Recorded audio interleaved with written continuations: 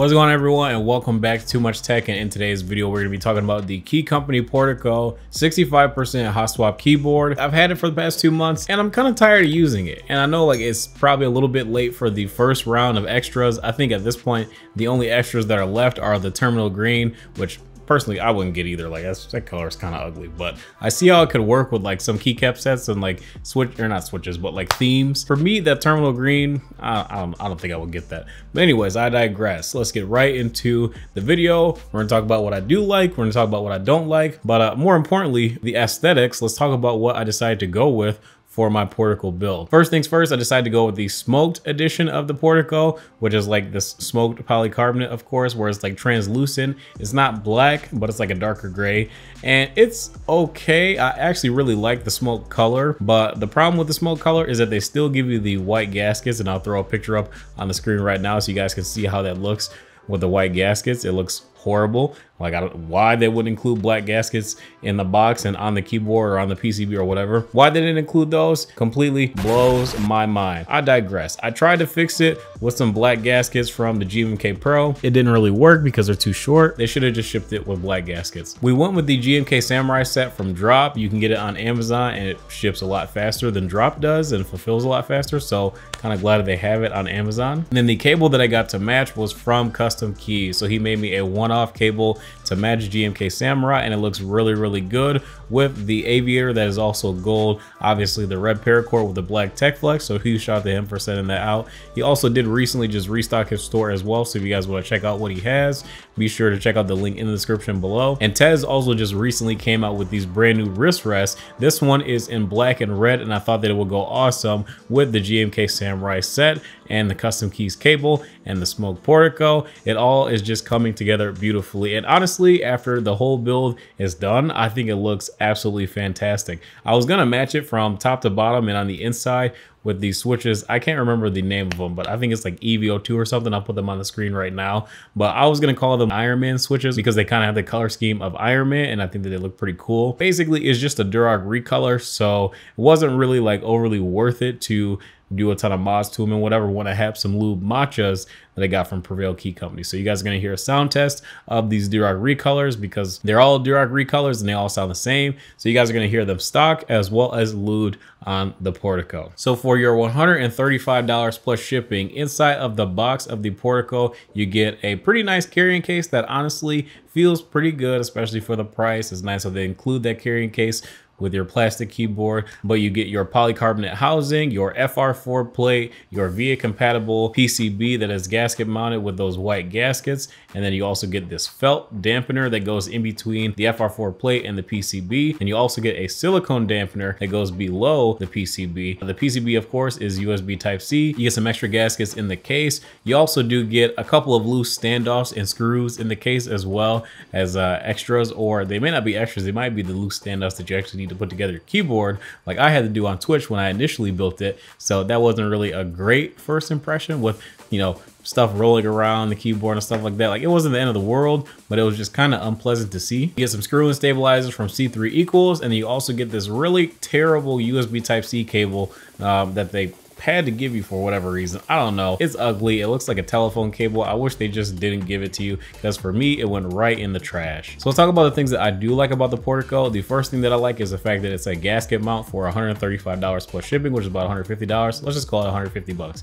You get a gasket mount keyboard for 150 bucks. Now, the closest competitors are the KB67 Lite, which are about, I think, $120 to $135 for KB67 Lite, which is also a gasket mount, but instead of the FR4 plate, it comes with a polycarbonate plate. But anyways, the gasket does have a good amount of flex, so it is a pretty unique experience if you never tried it before. The next thing that I like about the Portico is that silicone dampener that you have that's pretty similar to the one in the NK65, where basically it just helps to eliminate a lot of reverberation, and you do get a little bit more isolated switch sound as well. The last thing that I like about the Portico really just pertains to mostly the layout and the fact that it's a 65% that has those two larger keys to the right of the space bar instead of having those three tiny little keys between the space bar and the arrows like the NK65, because personally I don't like that kind of layout. It's not really my preferred 65% layout, and I think it looks kind of ugly. So I'm really glad they did not go with that and they went with this very small blocker between the arrow keys and those other two keys that are right next to the spacebar. As well as the fact that the PCB is USB Type-C, it's mounted in the center, so it does look pretty good for symmetry, and it also supports VIA and RGB, so that's kind of nice as well. Getting on to the things that I don't like about the Portico.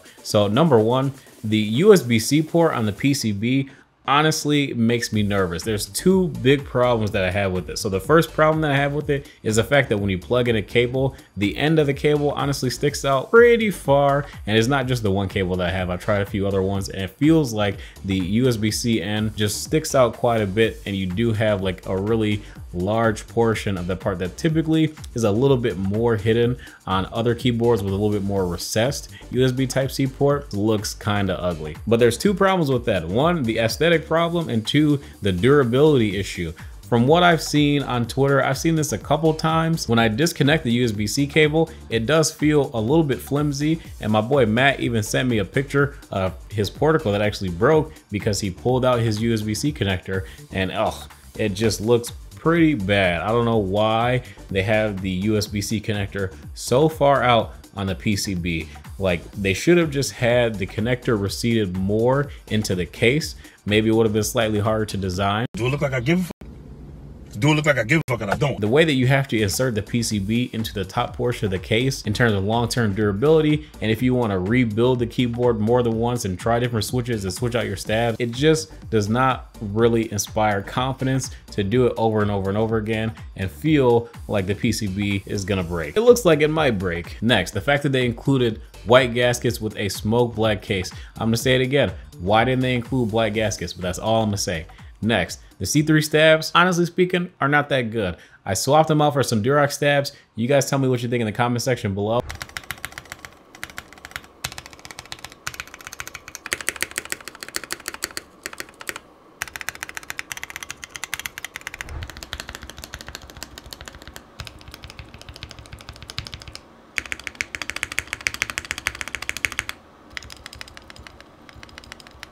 But the number one biggest problem that I have with the Portico is actually the FR4 plate. I've never used an FR4 plate before, so I didn't really know what to expect.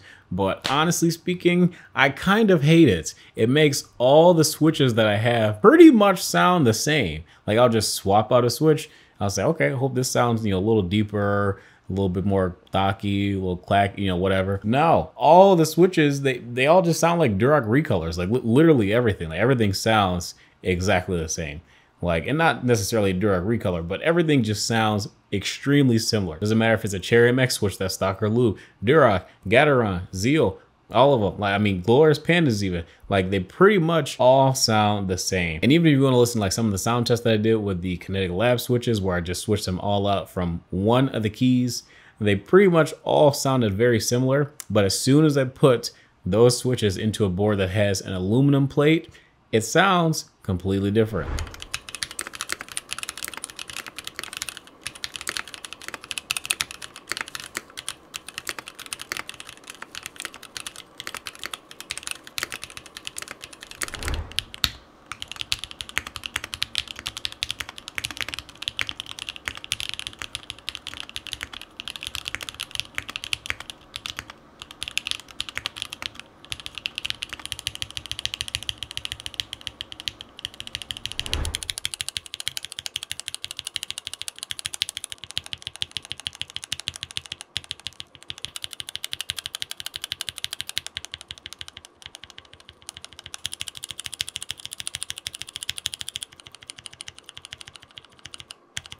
I feel like FR4 really just has a signature bottom out sound that it doesn't really matter what switches you put in it.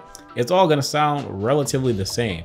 If you lube your switches with Tribosis, that doesn't really, change your switch sound that much, and you lube something with Krytox, you'd be surprised. You try it on a different board, those two switches sound nothing alike. You try it on this board, the switches sound nearly the same. Ones might be slightly stockier, like slightly, but barely. There's no real reason to have the hot swap when all the switches sound pretty much exactly the same. Fortunately, I'm glad that I was able to try an FR4 plate, because now I know that I never want to try another one again, because all the switches pretty much sound the same. At this point, I like polycarbonate a lot better and I like aluminum a lot better. And so for the next version of the Portico, I highly suggest that they come out with different plates. Like have another plate add-on option for, you know, 10, 15, 20 bucks for aluminum and polycarbonate. Maybe brass, but brass is kind of stiff and it's kind of weird to have a brass gasket mount keyboard. Like a brass plate is like super stiff. I don't really know if that makes sense. The other thing that kind of makes me a little bit tired of using the Portico at this point, because I've used plastic boards for so long and acrylic and metal boards are just so much nicer, I'm kind of over plastic boards. I would like to see a nicer version of the Portico at some point that's like a more premium model with a different design. That would be kind of cool. I don't know how much that would be. I can imagine it's probably somewhere in the $200 realm. 435 bucks. It's decent. Don't really worry about the kind of switches that you put in there because they all sound very similar. And also, I know you guys probably don't notice, but the Portico, TKC sells it, but it was designed by C3 Equalz.